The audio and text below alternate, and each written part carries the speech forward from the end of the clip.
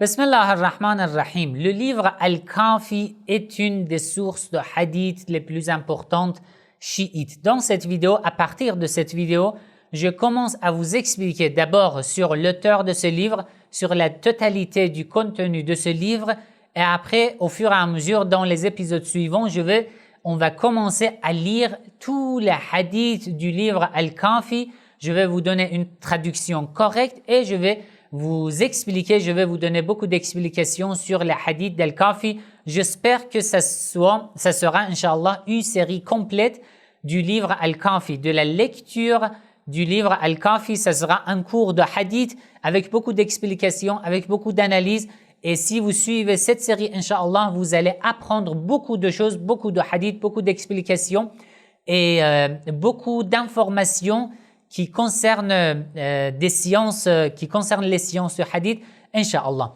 Dans cette vidéo, je commence par l'auteur du livre et son histoire et un peu sur les chapitres et les différentes parties du livre Al-Kafi. D'accord?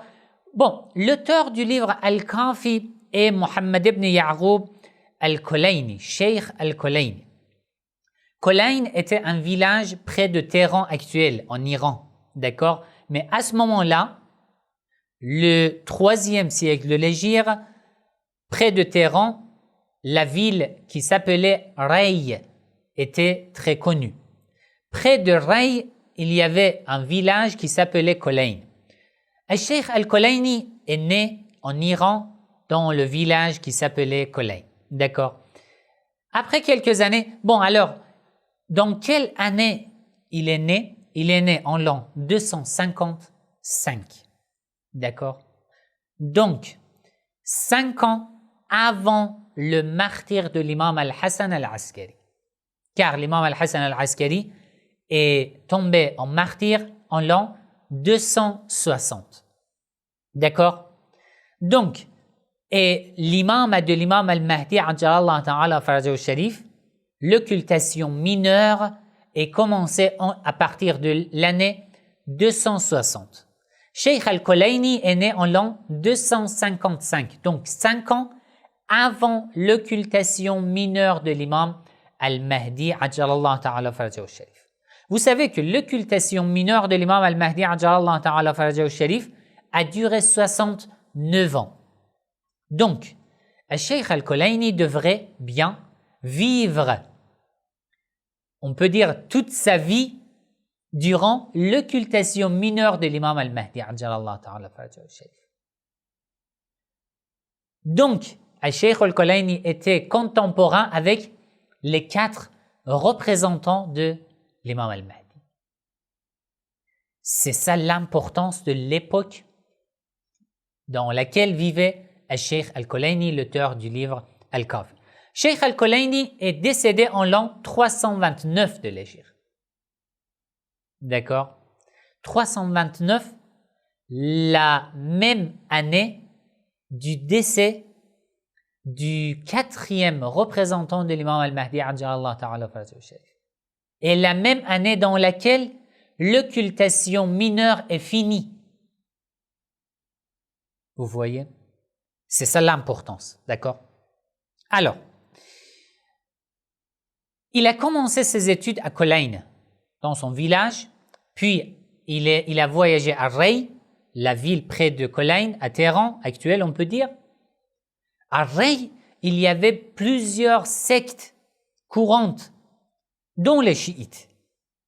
Il y avait les chiites, les mu'tazilites, les al-mujassama, etc.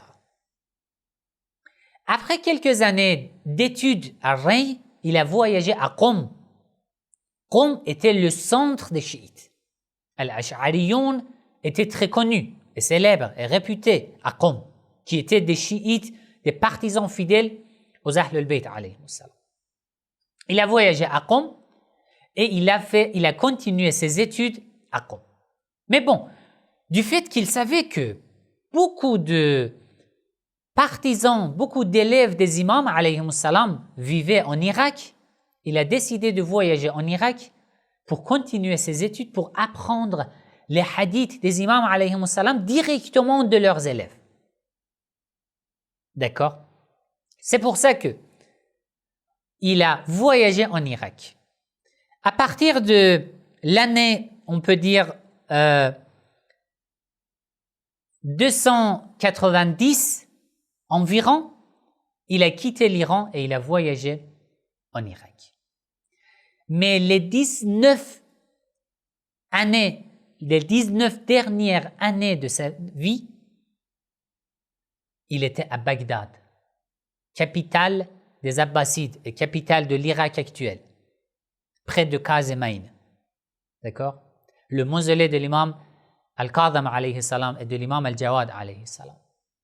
Donc, pendant 19 ans, les 19 dernières années de sa vie, il était où? À Bagdad. D'accord? Et les mêmes années sont contemporains avec l'époque de deux derniers représentants de l'imam al-Mahdi qui, troisième représentant, Hussein ibn Ruh, qui est décédé en l'an 326 de l'Hégire, qui vivait à Bagdad, et quatrième représentant, Ali ibn Muhammad al-Samouri, qui est décédé en l'an 329 de l'Hégire. Donc, pendant 19 ans, Cheikh Al-Kulayni était à Bagdad, dans la même ville où résidaient les deux représentants de l'imam al-Mahdi.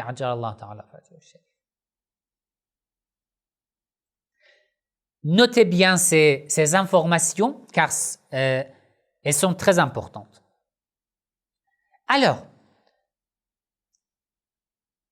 vous devrez réfléchir à ce sujet que Cheikh Al-Kulayni, qui vivait à Bagdad, la même ville que les deux représentants de l'imam al-Mahdi, est-ce qu'il a rencontré ces deux représentants ou non? D'accord. Alors qu'il avait beaucoup de professeurs, Cheikh Al-Kulayni avait beaucoup de professeurs qui faisaient partie des élèves des imams alayhimus salam, de l'imam al-Hassan al-Askari et des autres imams, directement ou par un intermédiaire. Il a appris beaucoup de hadiths directement des élèves des imams alayhimus salam. Dans son livre Al-Kafi, il a rapporté environ 16 000 hadiths. Il y a de différents avis sur le nombre de hadiths du livre Al-Kafi, mais à partir de 15 000 jusqu'à 16 200 environ sont comptés les hadiths de Al-Kafi. Il a rapporté dans son livre Al-Kafi environ 16 000 hadiths. D'accord? Et l'écriture de ce livre, Al-Kafi, a duré 20 ans. Ça devrait être les dernières années de la vie de Cheikh Al-Kulayni. Alors, 20 ans a duré l'écriture de ce livre. Et il a rapporté environ 16 000 hadiths. Et il était contemporain, il était dans la même ville que deux représentants de l'imam al-Mahdi pendant 19 ans. Est-ce qu'il a rapporté des hadiths de ses représentants ou non?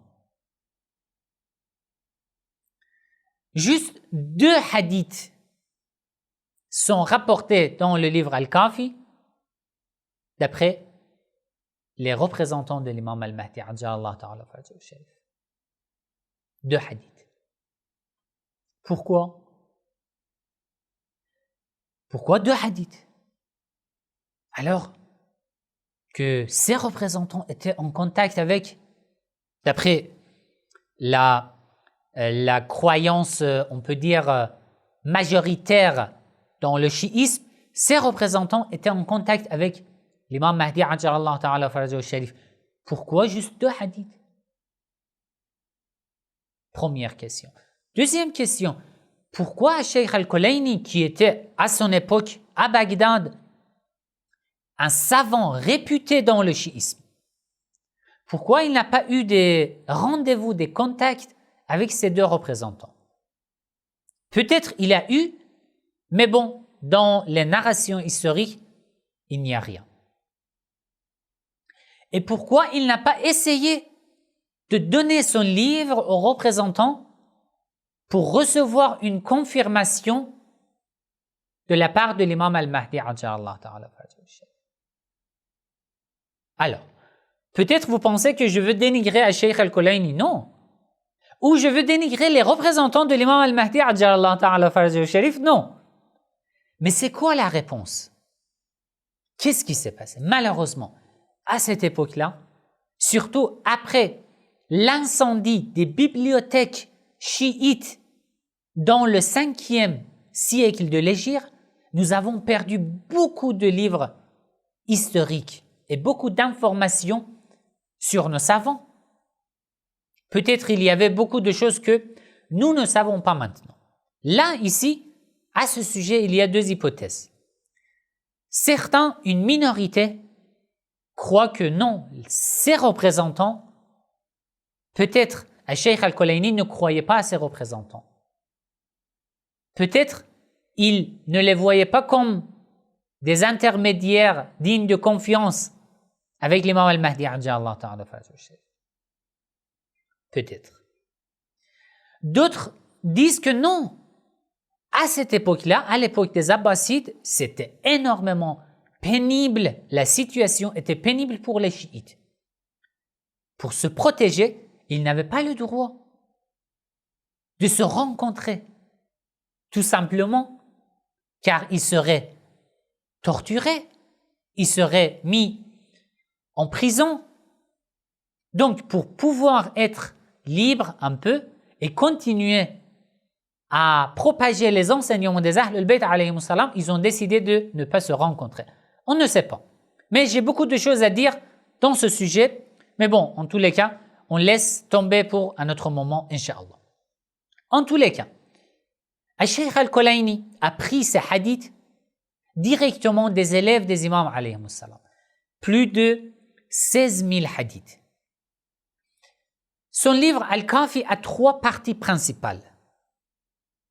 Alors, il y a beaucoup de versions qui sont imprimées. Bon, la version la plus connue, c'est une version qui est imprimée en 8 volumes. Les 2 premiers volumes s'appellent Al-Usul Al-Kafi, les principes de Al-Kafi, dans lesquels il parle de l'unicité divine, il parle de Wilaya, il parle des principes de l'islam, etc. De la foi, du polythéisme, etc. Deuxième partie s'appelle Al-Furu', les branches ou les principes secondaires. Dans cette partie, il parle des branches de l'islam, comme le jeûne, la prière, la zakat, le khums, etc. Et dernière partie s'appelle Al-Rawda, les jardins. Il rapporte des hadiths qu'il n'a pas pu catégoriser ou mettre dans les catégories des 2 premières parties. La version française du livre Al-Kafi, que vous trouvez sur Internet et sur notre site aussi, razwa.com, c'est la traduction française de la première partie du livre Al-Kafi.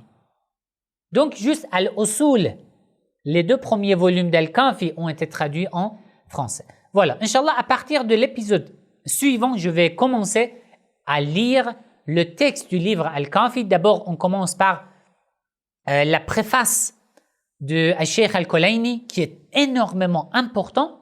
Et puis, on va commencer la lecture des hadiths de ce livre et l'analyse de ces hadiths, Inch'Allah. Wassalamu alaikum wa rahmatullahi wa barakatuh.